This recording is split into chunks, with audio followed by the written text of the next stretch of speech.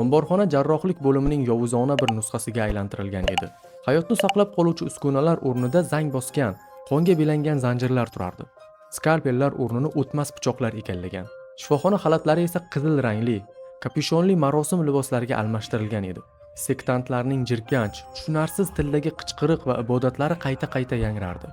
Homilador ayol qon bilan chizilgan marosim doirasining ustida joylashgan iflos operatsiya stolida yotardi. Sektaning yetakchisi oldinga chiqdi. U qo'lida marosim xanjarini mahkam ushlab turardi. "Ey ulug' Scarlet King, oldingda turgan bu idishni nopokliging bilan muborak qil va dunyo yakunlovchilarining 7-sini ato et." U yovuz xanjarni ikki qo'li bilan mahkam ushlab, mutlaq ishonch bilan boshidan yuqoriga ko'tardi. Ular o'zlarining xudosini insonlar olamiga olib kelishga qat'iy bel bog'lagan edi. "Men o'zimni senga qurbon qilaman, ey shohim." Birdan bang! Eshiklar portlab ochildi. Agent Raven ularni kuch bilan buzib kirdi. "To'xta! Bu nima balo bo'ldi?" U ko'z o'ngidagi jirkanch manzarani ko'rib darhol g'azabga to'ldi.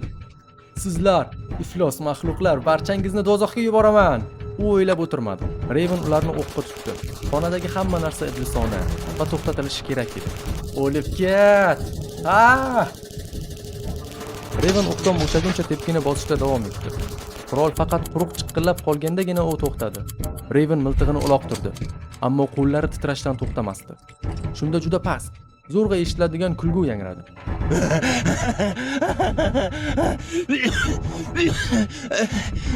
Raven qo'shimcha qurolini chiqarib, telba e'tiqodchiga tashlandi. U qurolni uning peshonasiga tiradi. "Nimasiga kulyapsan? Hozirning o'zida seni o'ldirib tashlashim mumkin." "Juda kech, SCP fondi. Buni to'xtata olmaysizlar. Marosim yakunlandi." "Hoy, nima deyapsan?" Birdan xonani quloqni teshib yuboradigan qichqiriq larzaga soldi. "Qaranglar, Scarlet Kingning 7-farzandi, dunyolar kushandasi, qiyomat keltiruvchisi." "Yo'q!" Raven ayol tomon yugurdi. Ayol stol ustida dahshatli og'riqdan qaltirab yotardi. U ichki kurash ichida qolib ketdi. U dahshatli narsani tug'moqda. Uni otib tashlaymi yoki qutqaraymi? Ammo qanday? Ravenning boshi yorilib ketay deb turardi. Ammo baribir kech edi.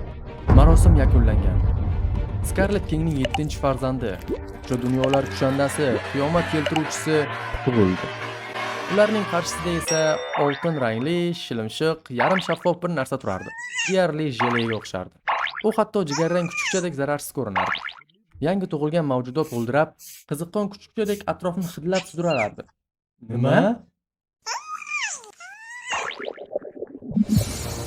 Salom hammaga. Men O'chirg'ishman. Bugun sizlarga SCP fondining Safe toifasiga mansub obyekt SCP-999 haqida hikoya qilamiz. SCP-999 katta, shaklsiz, yarim shaffof, to'q sariq rangli jelatin massasi ko'rinishiga ega. U taxminan 54 kilogramm og'irlikka ega bo'lib, yong'oq pastasiga o'xshash moddadan iborat. 999 o'z shakli va hajmini istagancha o'zgartira oladi. Ammo odatda gumbazsimon shaklni afzal ko'radi. Uning tanasi noma'lum yopishqoq to'q sariq modda bilan to'lgan. Shuningdek, u organik moddalarni osonlik bilan yeb, hazm ham qila oladi. 999 ning tug'ilishidan maqsad dunyoni yakunlash, uni tartibsizlik va vayrongarchilikka botirish edi. Ammo haqiqat bundan mutlaqo boshqacha chiqdi. Dahshatli kelib chiqishiga qaramay, u nihoyatda muloyim va fond xodimlari tomonidan juda yaxshi kutib olingan. 999 deyarli har kimni quchoqlashni va bag'riga bosishni yaxshi ko'radi. Shu bilan birga yoqimli g'ildirash ovozlarini chiqaradi. Unga shunchaki tegishning o'zi ham eng baxtsiz insonlarga taskin va baxt hissini beradi. Bu esa Scarlet King farzandlari tasavvur qilgan o'lim xudosidan mutlaqo farq qiladi. Aslida SCP-999 tug'ilgan tun dunyo tugashi kerak bo'lganiga ishonish juda qiyin. Qutqaruvchi maxluq. Tasavvur qilishingiz mumkin bo'lgan eng uzoq, ammo odamlar tan olishni istamaydigan darajada bizga yaqin bo'lgan olamda mavjudotlardan eng kuchli va dahshatlilaridan biri yashaydi. Scarlet King faqat vayron qilishni o'ylaydigan mavjudot. Har bir istagi azob va halokat olib kelishga qaratilgan. Yovuzlik va yo'qlikning timsoli bo'lgan bu mavjudot bitta zanjir bilan jilovlab turiladi. Afsonalarga ko'ra, u butun dunyoni zabt qilish va yo'q qilish qudratiga ega. Hatto quyi qadimgi ilohlar ham undan ehtiyot bo'lishgan. Shu sababli Scarlet King multikoinot darajasidagi tahdid sifatida tasniflangan.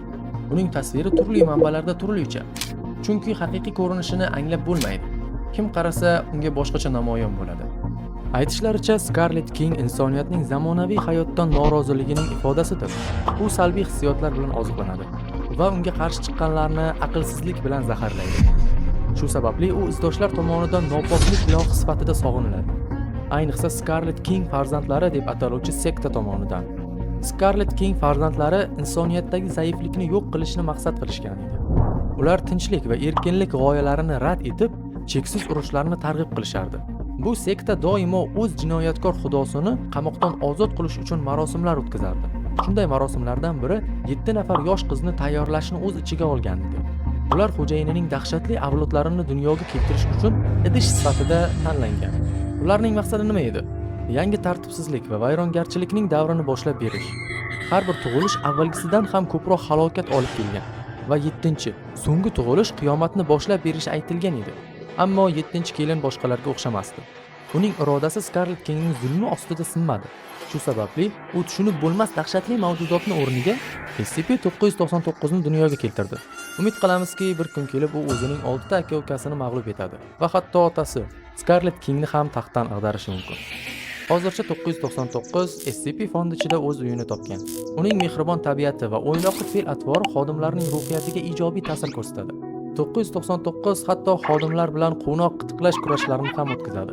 Ayniqsa o'zining sevimli insonlari bilan. Hey, bas qil. Yo xudo, joyi pas faqat iltimos. Ammo ba'zida haddan tashqari hayajonlanib ketganida, o'lchami sababli u tasodifan raqibga zarar yetkazishi ham mumkin. Qo'lim. Hech yo'q, xavotir olma. Bu sening aybing emas. Buni tuzatish mumkin. Faqat tibbiyot bo'limiga yetib olishim kerak. So'nggi paytlarda 999 Dr. Jack Brightning terapiya mashg'ulotlarida ham yordam bermoqda. Bu mashg'ulotlar ruhiy jarohat olgan fond xodimlariga yordam berish uchun o'tkaziladi. Missiyadan so'ng agent Raven ham Dr. Bright huzuriga chaqirildi. O'shandan beri qo'llarim titrashdan to'xtamadi. Hali ham titrashni his qilaman. Men o'zimni to'xtata olmadim, lekin to'g'ri ish qilganimni bilaman. Yo'q, xudo, men uni o'sha yerning o'zida o'ldirishga juda yaqin kelgandim. Bechora ayol. U bunga loyiq emasdi. 999 mayin g'ildirab, pushaymon bo'lib o'tirgan agentga suykaldi va uni yupatdi. Agent Raven, agar siz bo'lmaganingizda u omon qolmasligi ham mumkin edi. Eng muhimi, hozir u xavfsiz. Siz o'sha do'zaxdek joyda juda ko'p yaxshilik qildingiz.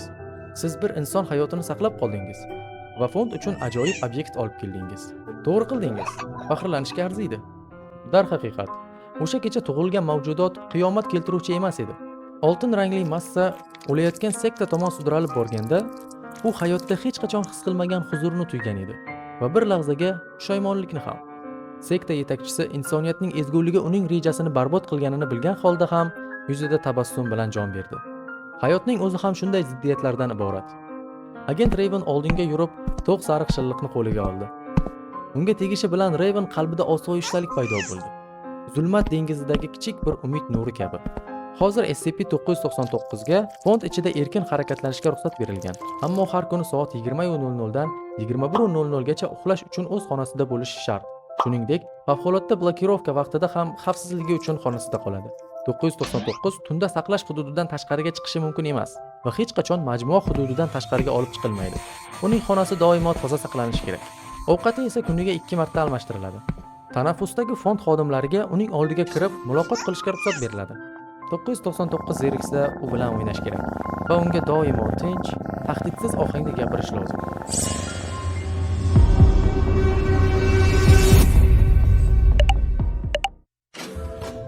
Bugungi videomiz sizga yoqdi degan umiddaman.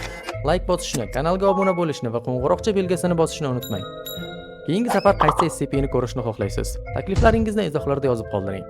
Agar yana SCP kontentlarini tomosha qilmoqchi bo'lsangiz, kanaldagi boshqa videolarni ham ko'zdan kechirishingiz mumkin. Har doimgidek, tomosha qilganingiz uchun rahmat. Keyingi videolarda ko'rishguncha, xayr.